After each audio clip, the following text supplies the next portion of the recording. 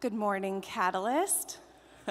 Okay, so this morning is a little bit different, but if you guys can start finding your seats.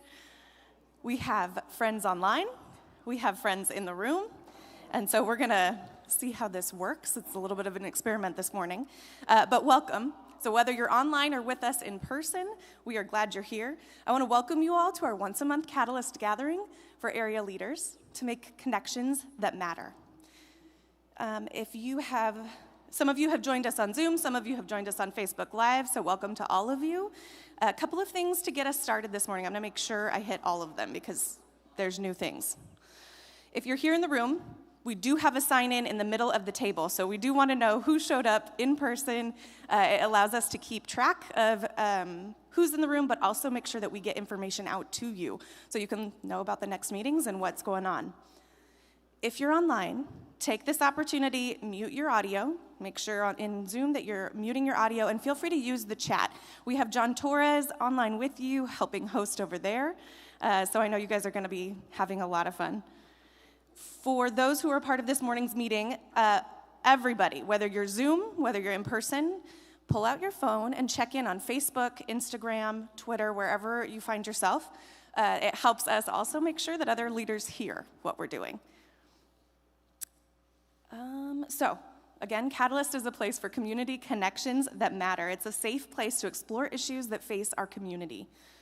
We're diverse people from different perspectives that can come and work together for the benefit of our community. So that's why we hope you're here today, and hopefully that's what we accomplish today. Our hope is that you will connect with others who share your passions. You begin to build trust, collaborate together to impact your community in some way. We're gonna do a quick video to show you a Catalyst moment from the last few weeks. So go ahead and enjoy hearing about Love Modesto.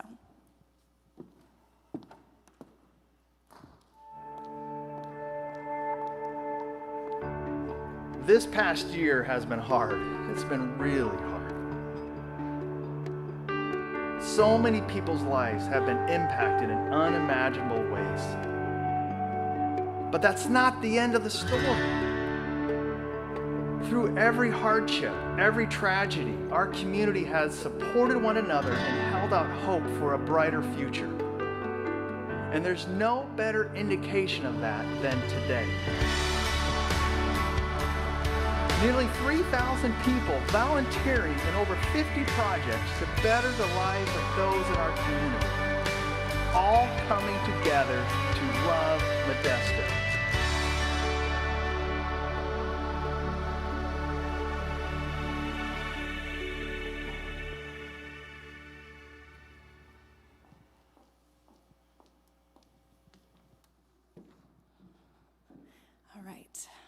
I don't know how many of you participated, but hopefully you were able to go out and serve your city.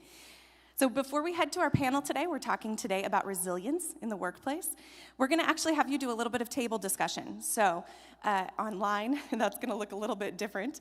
But what we're gonna do is give you a chance to talk at your table. So we have two questions. The first is, during this last year, did you ever experience the blah, right? I don't know about you, but I've had a few seasons of those. What was it like? And then the second question is, what does or did or would emotional support look like for you over this last year? So we want to take a couple of minutes, go ahead and talk about it with your table or online. John's gonna direct you over there, and we'll be back in a minute.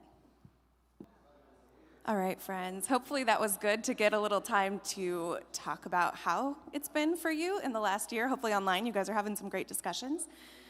We're gonna go ahead and get started with our panel this morning.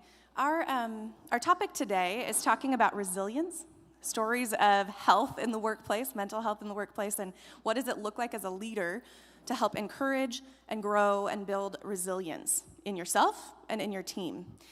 And we thought, what better way than to find a couple of organizations or businesses locally that are doing this work and are finding some creative solutions to some of the things that they and their teams are running into.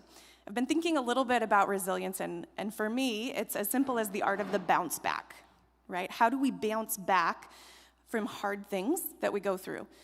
A lot of factors go into telling us about that and teaching us about resilience, but it reminds me a little bit of early on in the pandemic.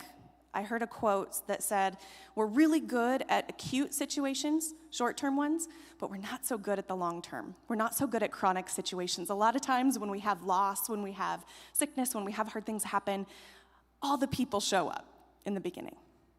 And I've walked with people a lot who, as time goes on, support sometimes stops, or people go back to everyday life, and you're still left with pain. And so chronically, we struggle sometimes with figuring out what to do when this stress, when this hurt lasts a long time. And we've been in a situation that has brought a lot of stress for a long time. So what we want to do today is really help open our minds a little bit to what are some creative strategies that we could even use, maybe for our personal life, maybe for our teams that we lead. What are some organizations that are doing some really cool things to support, in the long term, their teams, their work, their clients, all of those things. So that's kind of the hope for this morning. We have two panelists with us this morning. So we have I'm going to ask them to come on up. We have LeonGuerrero, who is the Human Resources Manager at Center for Human Services. And so she's going to join us up here to share a little bit about what they've been doing. And we have Bear Walters, who is the owner of Get Fit Oakdale. So we're going to have them go ahead and come up and share some strategies and information. You guys can give them a round of applause. A hand? Yes. So go ahead and have a seat, guys. So what I'm going to ask first, so welcome. Thank you guys for taking some time early morning to hang out with us a little bit. I'm going to ask you to introduce yourself and the organization you work with. What do you do? Who are you? You want me to go first? Sure. I'll go first. My name is Bear Walters. I am born and bred here in Modesto, California, live in Oakdale now. My wife and I own the location of Get Fit out in Oakdale. We work closely together with Jonathan and Tara, who own the Modesto location. I got two little girls, 9 and 11, a little foster baby at home now, 4-month-old. And I run a financial advising business with my dad and my brother. And outside of that, I don't have a lot of time for anything else. I believe it. Thank you. All right, Nina. I'm Nina. I am a HR manager for Center for Human Services. I've been doing HR about 19 years, and I just hope that any company that I work with is awesome and great, and this last year has been interesting to help people through a difficult time. All right, thank you. So here's the first question, right? How do you know if your staff, your clients, or your customers are resilient? Like they're doing well, they're able to work through challenges. How do you know? I think first and foremost what we do is we try to hire people well. And I'm going to start there because I think that's a good important piece.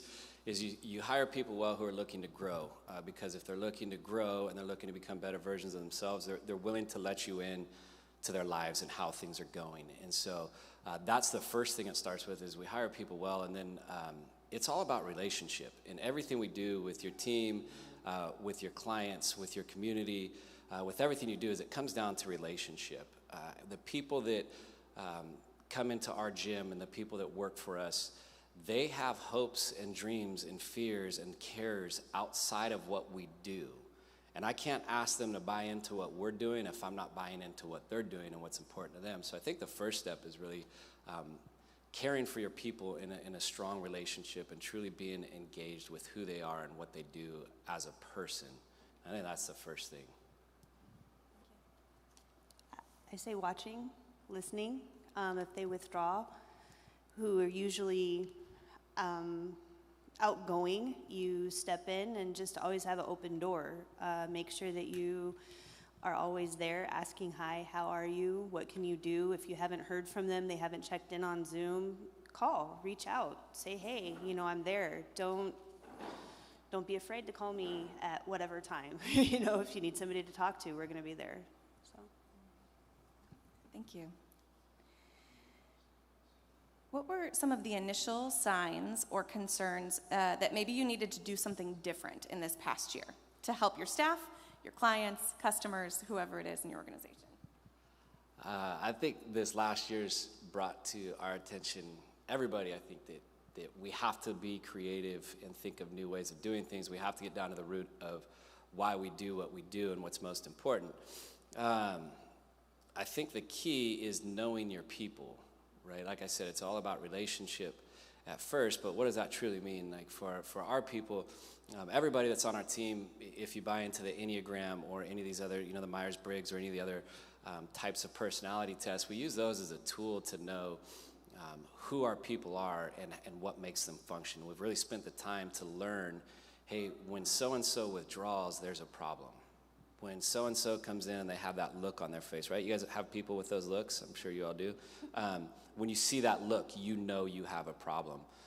And really pouring into people that way. And we've taken this approach where our first line of care is our team, the people that work for us. That is our first line of care, because if we don't take care of those people, they are not going to take care of anybody else. And when you're managing a big team, I know that can be hard, right? But so we start with a small leadership team. There's about 6 of us that meet on a regular basis, and that's where the majority of our energy goes.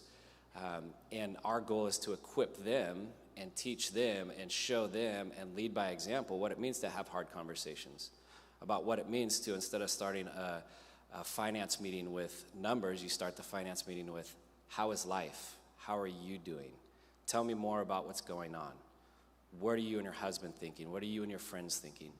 And starting a meeting that way rather than just getting right down to the business, I think is extremely helpful in knowing where people sit and letting them know that you care.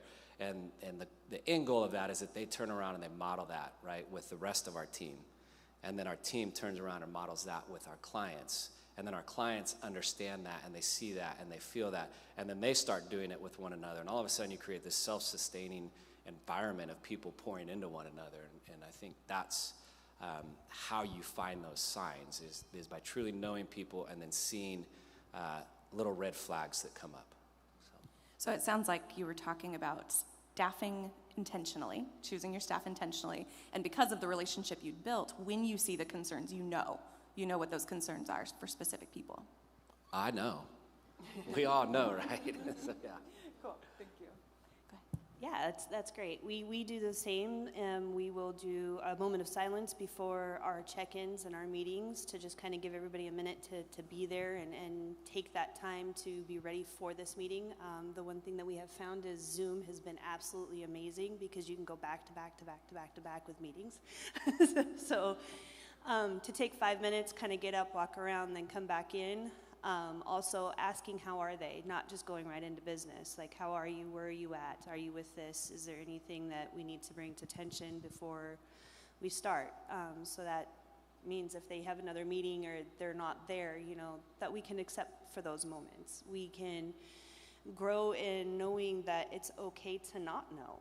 I think that's the biggest part of resilience is it's okay to not know, not have that moment to say, oh, I can fix this problem, because we don't know what that might show up as, or today we have a bunch of nerves, or tomorrow it's there. So it's for us, it's been interesting to watch us grow as a team and just try to navigate and pivot different points of being able to have conversation that's not absolutely related to work, that it's okay to have conversation as people.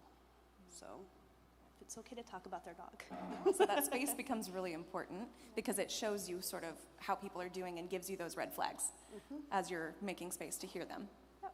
Yeah, cool. So what steps did you take to address those concerns? So you guys both talked about giving space and asking good questions, creating conversations that allowed your staff or your clients to come forward when they're struggling. So what were those steps that you started to take once you saw these concerns show up? We had a lot of one-on-one meetings with our people. And even in the middle of the pandemic, we had people on our front porch sitting in chairs across from us talking about the struggles they were facing. We work with a lot of moms that are stay-at-home, is primarily who our team is consisted of. But the struggles that they faced, right? Continuing to be a good wife, continuing to be a good mom, continuing to lead well, continue to pour out to other people. And so we did a lot of one-on-ones, and Allison and I decided from the beginning, like I said before, is we're going to pour into those closest to us because we can't care for everybody. And so we did, and we were very intentional with asking hard questions and really challenging people on their thought processes. And on that same token, we were also very open with our people. If you think as a leader you have to have it all together, your leadership style is wrong. I'll just say it out there. You need to be vulnerable with your people so they can be vulnerable with you as well. So we would share some of those things with those that we trusted and those that were close to us. And so that's where the care started from that. We broke it down in again, the team aspect, and then we have our client aspect, and then the community as a whole aspect. And so the team started with that small group, and then it trickled out, and each of the people on our leadership team had touch points, and they had small teams that they were also doing the same thing with. So they were pouring out to that small team. And then to take it to the next step, so once we felt like our team was in a good spot, and most of the concerns and issues were being addressed, and they were in a good place, I went through and I put together a spreadsheet of every single client that we had, and I put it on a spreadsheet. I sent it out to every single one of our team members, and I had contact information, and I said, find the people that you have a relationship with and reach out to them. And within probably, like 6 or 7 hours, every single person had been checked off that they had been touched in with. And we did that every 3 to 4 weeks. We would send out a new spreadsheet, check in with everybody, send out a spreadsheet, check in with everybody. And it was just a way of making sure that nobody fell through the cracks. We knew what was going on in our clients' lives, again, because it's about relationship. We want to know what's going on. We want to know where they're at. And so that's how we kind of took care of our clients on one piece of it, right? We do, at our gym, to give you the spiel, we do 3 things: community, fitness, and nutrition, community being the most important piece of that. And so this is all about how we did the community aspect of it. And then our community as a whole, the county, Stanislaus County, Modesto for the Modesto location, Oakdale for us, we sat in a meeting. I'll never forget the day, and the words that we came up with were, during this time, people are going to start taking back, and they're going to start pulling back, and now's the time when we're going to start giving. And this is going to be intentional. And that's when we launched the End This Together campaign. I don't know if you guys saw it. It's not by any means to say what we did, but it was a way of really like showing the entire community that everybody's struggling right now. Everybody is hurting right now. Let's come together and let's support one another. And again, it comes back to that, trying to create that self-sustaining environment where people are continuing to care for one another. So that was our community aspect. Is it really broke down from team to clients down to the external community, and it comes from the top down. Allison and I to our small team, and then on out. As far as like how we conducted business, you guys all, I'm sure, have gotten creative with how you do that. We addressed each one of those concerns, the fitness aspect and the nutrition aspect, gave a ton of stuff away for free. And again, we were in a position to give, not take. So does that answer the question? Can you say a little bit more about the End This Together campaign?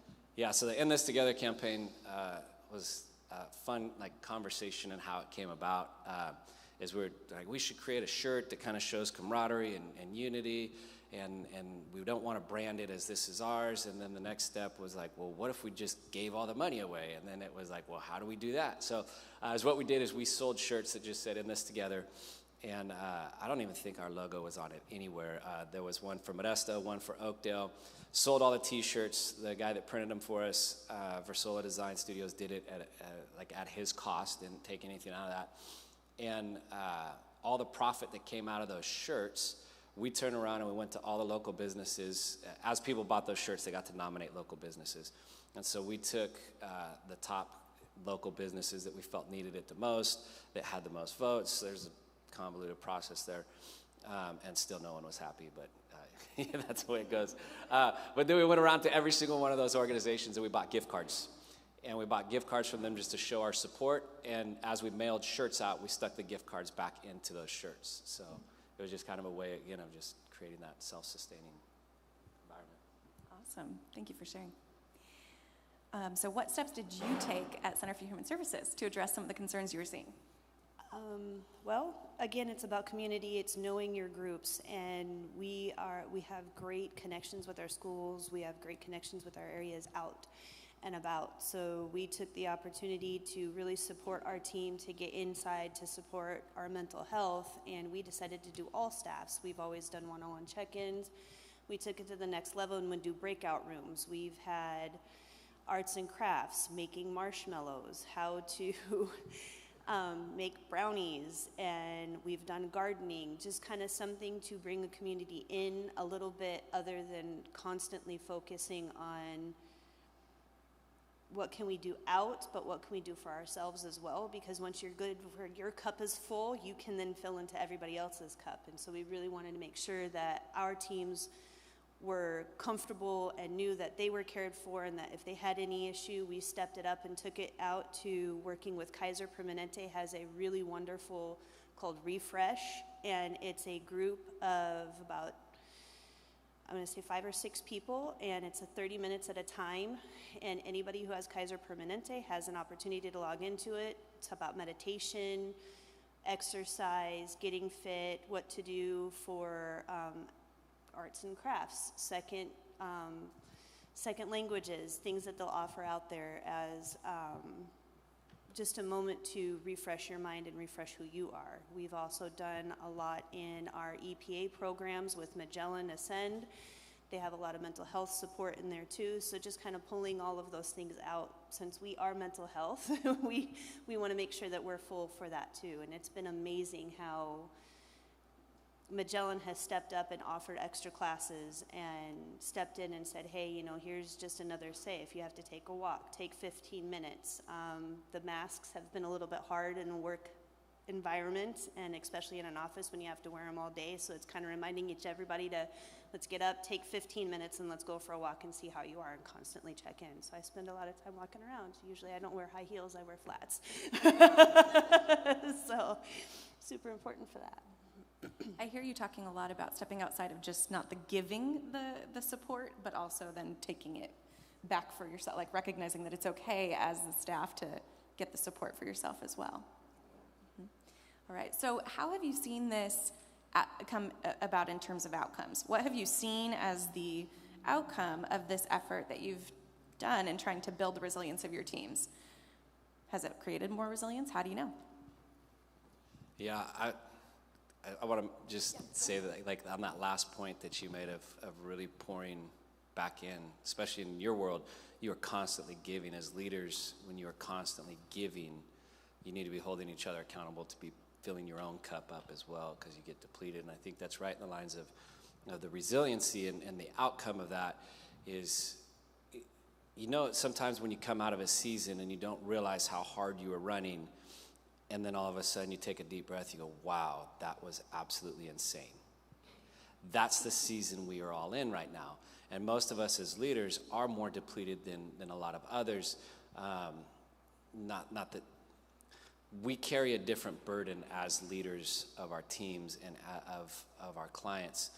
And so having put in that legwork over the last year to care for people right where they were at, and to really be concerned with people where they're at. On the back end, I think the one word that I would come up with that says what's the outcome of resiliency, and it's trust, right? Our people now trust when we say we have their best interest at hand. Our people now trust when we say we believe in community. Our people now trust why we say that is important. Our people trust when we say we need to go support Center for Human Services in doing something like this. Our people trust us as a brand. The community trusts us as a brand. And I think that's the biggest piece. We've all come out stronger, more self-aware, more recognizing more the need to pour back into ourselves and find a way to do that. Our team specifically has found I'm just going to say it because I'm a male. I work with 20 plus females, and somebody said, Bear, how do you do it? And I said, it's not that hard. We've created an environment where everybody takes care of everybody. And it really is an outcome, I think, of the last year and a half, where we didn't have a choice but to care for one another. And so now it really is that self-sustaining cycle of caring for one another. I think that's probably the biggest thing, is we've learned how to do it on our own. And I love that you're talking about how you've seen the trust grow. It sounds like almost exponentially. Absolutely exponentially. We always say it, right? We're a gym. But when we say we do community first, people kind of, what does that mean, right? It means that when you walk through my doors, you're going to be greeted. People are going to ask you how you're doing. They're going to truly care for who you are. And that got put to the test in the last year and a half. When you come on to our team, we say we care more about who you are as a person than what you can offer our organization. And that showed through the last year and a half. And the community as a large is, we're here to support the community. I think they have now, the city of Oakdale has now bought into the fact that we are not just a gym. We are here to truly support good causes that we believe in that are going to help us all be better people on the back end. Awesome. Great, thank you. What about you? What have been the outcomes of some of the efforts you guys have made? It's amazing. They will take it to their classes, they take it to their schools, they talk to their environment, and they're able to talk to their neighbors. They're able to bring things in and also bring ideas back. I think opening that door, and yes, it's like PX90 the whole last year. It was a rough workout.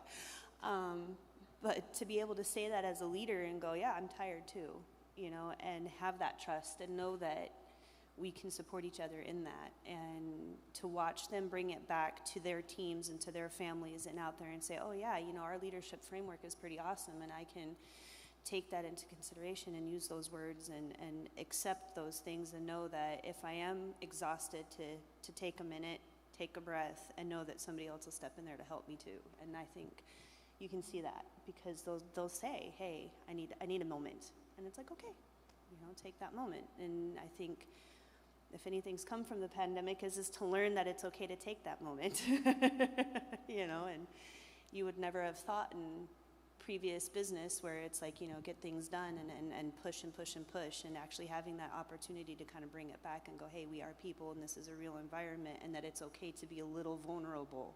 It's okay to have that trust. And if I'm going to be a great leader and I'm going to step out into the community, I have to be a little bit scared too, and we're going to do this together. And I think that's the blessing that's come out of the pandemic is we've all been able to support each other that way and have that opportunity.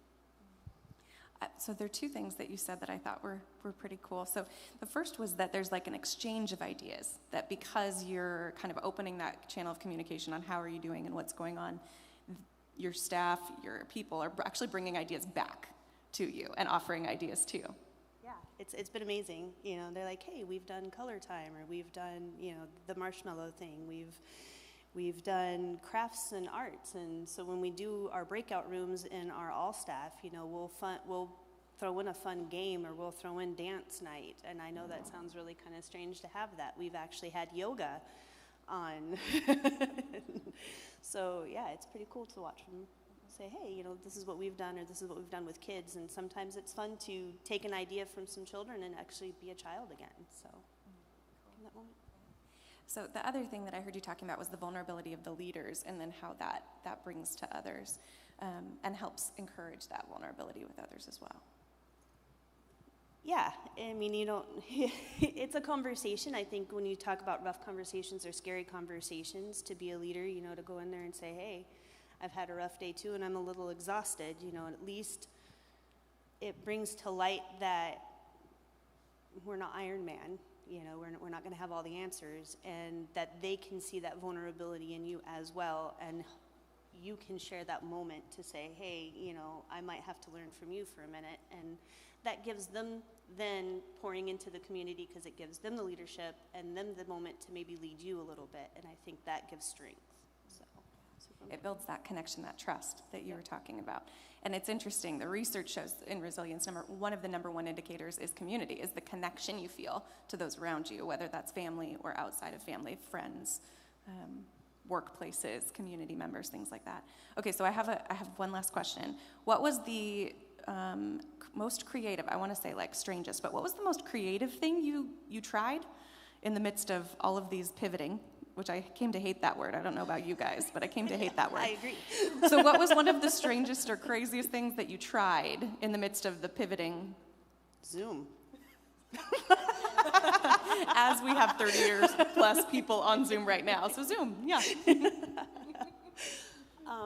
Yeah, I would say getting to do a fitness center on Zoom Planting and gardening was pretty amazing. So just being able to try to do cameras and bake and cook all while you're being watched. I used to love to watch the Food Network, and I'm like, I could do that. No, I'm good. I love this. Awesome. Gardening on Zoom. That does sound like an adventure. It was.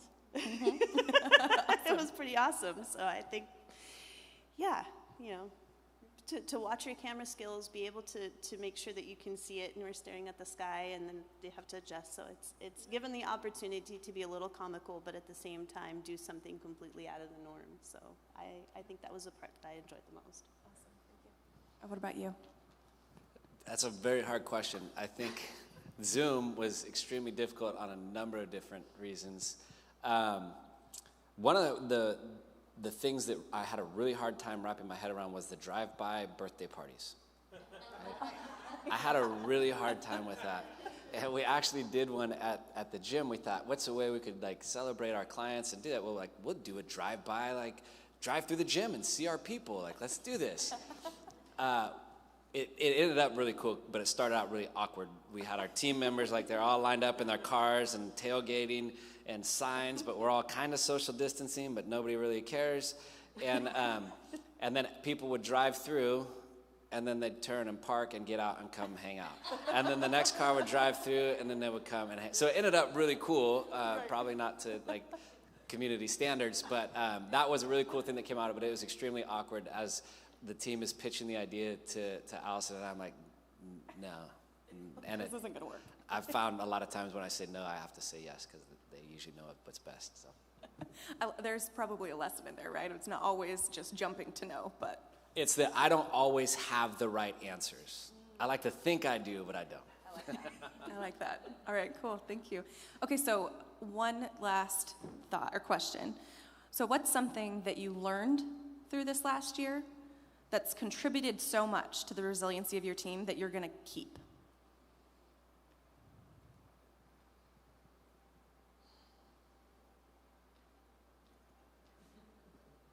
Sorry, I totally sprung that question on you, so I apologize in advance. You have good ideas, though. I don't know that it's like one specific thing that we're going to keep. I think it's one specific thing that we have determined is something that is truly important in our business. And it comes back to the word community and relationship, and we say that over and over and over again. But that was tested in the last season, and it succeeded, and it succeeded well. And so I think we have a team meeting tonight. Once a month we get our entire team together, and Allison and I were talking through what are we going to talk about tonight? And we want to get to how do we connect with people? What do we do that connects with people? What do we do that makes people feel welcome here? What do we do to pour into one another? And we want to come out with more practical things to continue to do what we say we do, which is community. I mean, the fitness and nutrition side, that obviously continues to grow and come, but that community piece is so important in everything that we do at Get Fit or in the community as a whole, as churches, as businesses. If you don't have that community piece within your team, I feel like you're really missing something. And so we're just going to continue to do that and try to do it better. I like it. Thank you. I agree. I would say community. Just knowing that it's to keep your doors open, keep options open, and be ready to pivot. And I think one of the things that I'm going to keep from it is that it's okay to be vulnerable, that it's okay to share and know that trust is always going to be there and that your community is always going to be there. And I think this whole last year, if anything, it's been that. And I'm excited for that. And I think if we can move that into the next year, along with growing and then being able to come back into person, I think we'll be better off. That's great. Thank you. One of the things I heard was that pressure makes us more of who we are. And the cool part is that as you're telling your stories, it sounds like the foundations that you'd already built were built on. And you were able to become more of what you'd already been doing, which is pretty awesome. So thank you both so much. Let's give them a round of applause. I won't spring any more questions on you. Thank you guys both for sharing. Yeah, you can go ahead. Be right there. Perfect. So we are going to go ahead and move you back to group discussion around your tables or in the Zoom rooms, because I know that we're doing both. So we've got a couple of discussion questions. So one, why do you think resilience is important for our mental health? Why do you think it's important? And which idea about helping create resilience in others inspired you most today, and why? So go ahead and move to your tables and discuss.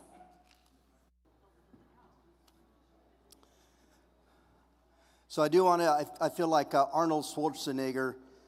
14 months later, we're back. We're back live. And I know, woo-woo.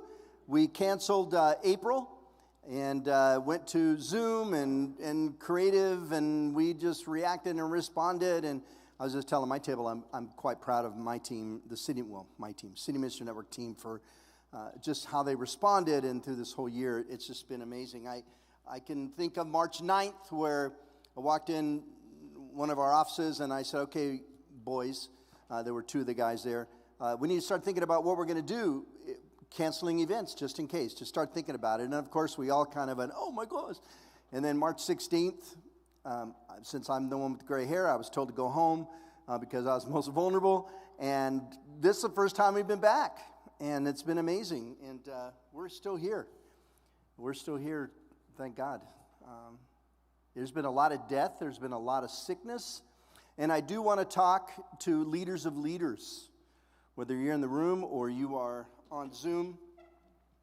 Because there are times when we, as leaders of leaders, our first intent is to take care of those that we love, those that will work with us, the organization or whatever. And then sometimes we either forget to take care of ourselves, or we have learned, like I did, to lead, do what you got to do, and then maybe sometime, if you can find the time, or give yourself permission to take care of yourself. And you know me, I spend a lot of time in the streets talking to people or Zooming or whatever that is, and that's been an attitude in our community of they just have to leave. They have to lead, they got to do what they have to do. They're going to stuff their feelings, you're going to stuff your responses, and then somewhere maybe there'll be some time to care about yourself. Some of this has been about whether you're an introvert or an extrovert. We've all had a difference. At my table here, I said, man, I love being by myself and working through Zoom. And Brian was like, oh my gosh, I got to get with people because we're just all wired differently. Those of us who are leaders of leaders have people around us that would come to us and say, I have the answers. No, you have the answers. No, you don't have the answers. No, I have and candidly, it's damned if you do and damned if you don't. And we've been in that season, this whole longer than this particular season. And then the most frustrating thing for me was my stupid mute button is on. And I've been talking and nobody told me that they couldn't hear me. Right? You know, the heightened anger, emotions on edge. Those of us who are leaders of leaders would say something, but somebody else's hard drive would hear something different. And that's not what I said, but that's what you heard. And now you're mad at me, and now you're coming to my meeting and yelling at me. No right or wrong. That's just the way it is. And of course, I have not been able to go to a movie in a dark room by myself for a long time. And I am on edge. So you leave me alone today. But leaders of leaders, I did grow up in the school of leadership that's a little different than maybe what I was told today. And I'm growing, I'm doing all right with this, but I do want to say I grew up in another school where leaders of leaders, you take care of other people first, you settle the room, you calm the room, you lead, and then maybe if you find some time, you take care of yourself. But of course, real leaders don't ever need to take care of themselves because we're superhuman. Now, nobody ever said that direct. No, they probably did, but that was a lie that I believed. I can remember this past year where I went to my counselor and I said, well, you know, some of you know my mom and my sister passed away from COVID. And I'm not a stuffer, but I process differently than some other people in my family. And so I said, am I grieving right? Because, you know, this person in my family is just all over, just emotional. And me, I'm just much more sustained. And am I faking it?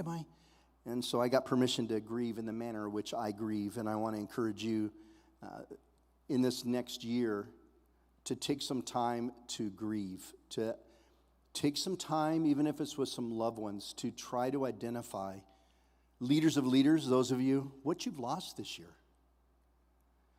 And take a breath and just grieve it, and be sad about whatever's been lost. It's been an incredible year.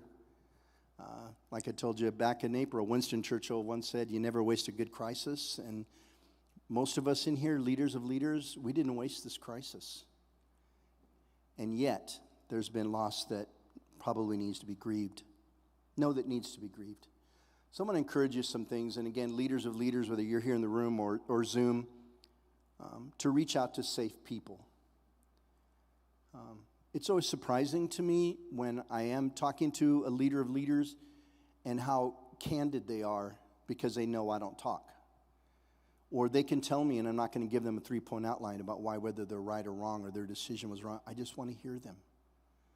And it's just amazing to me how so many of us just need that. Just need someone to say, "Man, this is rough." Yeah.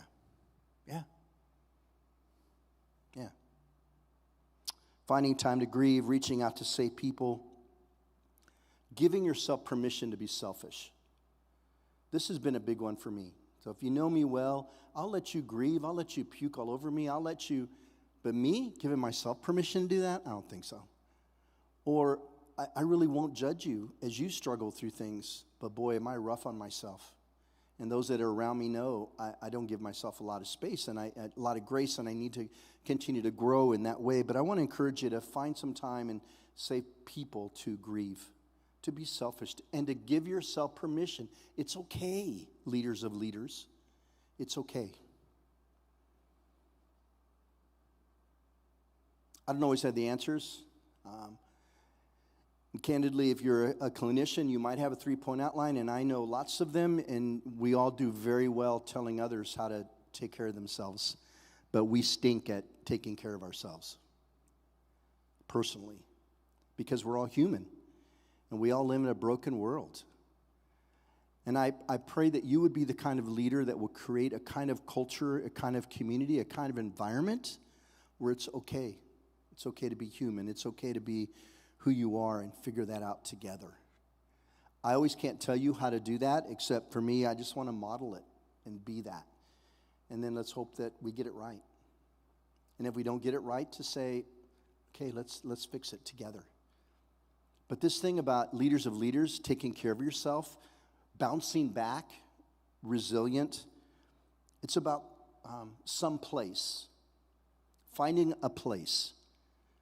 I just texted my wife back there. I said, let's get out of town. We can't for a while, but I know I can't rest when I stay at home. I have to have geographical distance. I have to get away from the house. And you might be that way too. Restoring yourself, healing is sometimes found in a place or a time, a particular time of day or weekend or whatever that is. But it takes place, it happens at a place, and it happens in a specific time. Maybe a specific somewhere. Last year I had friends who had cabins in the mountains. They sold them all, so I can't go anywhere anymore there. But there came a point where I got tired of going to the mountains. And then we couldn't go anywhere, right?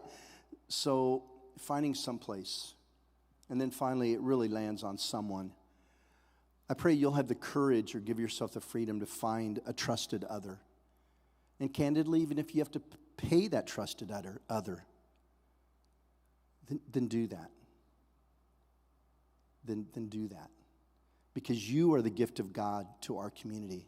Not what you do, not the gifts that you bring to the table. You are the gift. And if we lose you or you lose yourself, we're in deep trouble. And so I want to encourage you.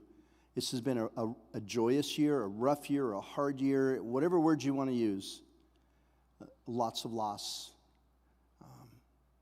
And I know as a leader of leader, you're responsible to get everybody else going and get the business going, whatever that is. But you take care of yourself. Or, and this is what we do at Catalyst, if somebody else in the community came to your mind that you need to call and you need to text, or whatever you need to do, go see them or whatever, and say, how are you?